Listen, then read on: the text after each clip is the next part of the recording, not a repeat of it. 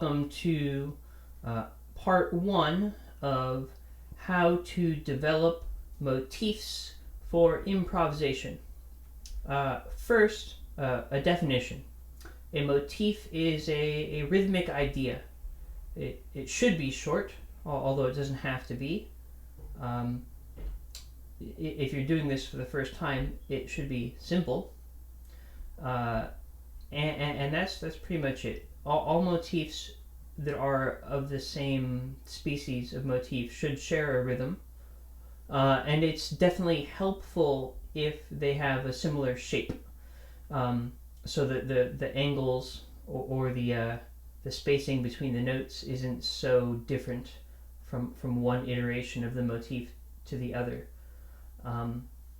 But as long as they have the same rhythm, they're at least going to sound similar. And if they have similar shape, then they're going to sound more similar than if they have very different shape. So, the motif that I'm going to be using as an example is going to have the rhythm of a quarter note followed by 2 eighth notes followed by a rest of some sort. And in terms of shape, it's going to start simple and change.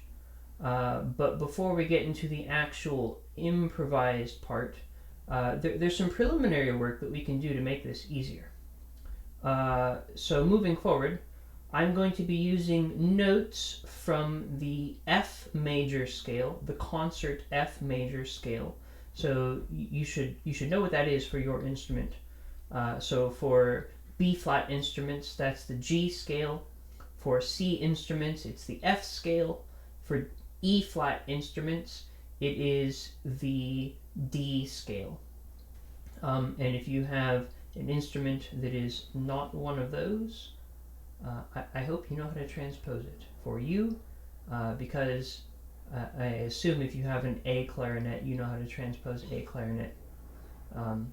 That being said, we're going to do something that's like an exercise, and you want to be as robotic as possible for this exercise, because it's more about just getting the fingers acquainted with moving around in that rhythm in the scale that we're going to do. So I have my metronome set to 100, and I'm going to play up and down the F major scale in 2 octaves, and I'm going to use the rhythm of a quarter note followed by 2 eighth notes, and it's going to sound like this.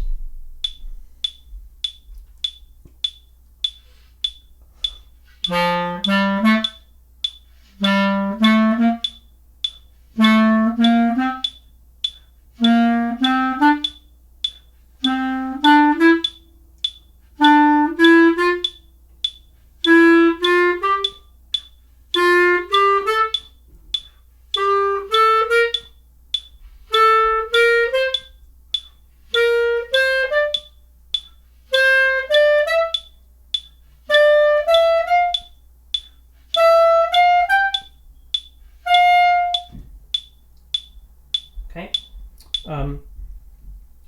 Basically, I'm playing the rhythm, and I'm going up for a total of 3 notes. Then I'm putting a rest. Then I'm playing the same thing, but starting on the 2nd note, then starting on the 3rd note, etc. And you can do this going up and going down. Making a different shape. We'll do that again, but with something a little bit different. This time, instead of playing 3 notes in a row, I'm going to play 3 notes that are skipping. So I'm going to play the 1st note of the scale, then the 3rd, then the 5th note of the scale, and then take that shape and then drag that shape up the scale.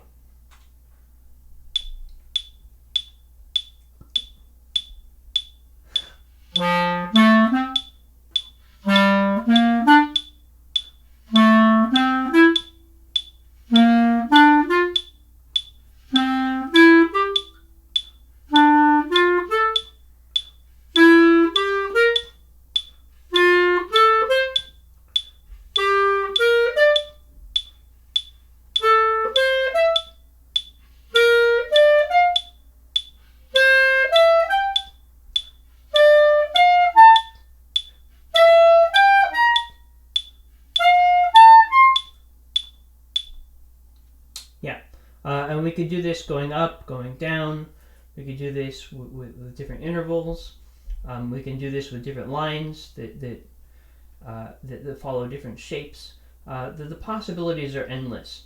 And I recommend doing this a couple of different ways before really truly improvising a motif using this rhythm, just to get your brain and your fingers and the whole system working together to think in terms of this rhythm plus this scale, and moving around differently. Once you do that a couple of times, then you want to randomize it, but not really random, because the human brain can't do that.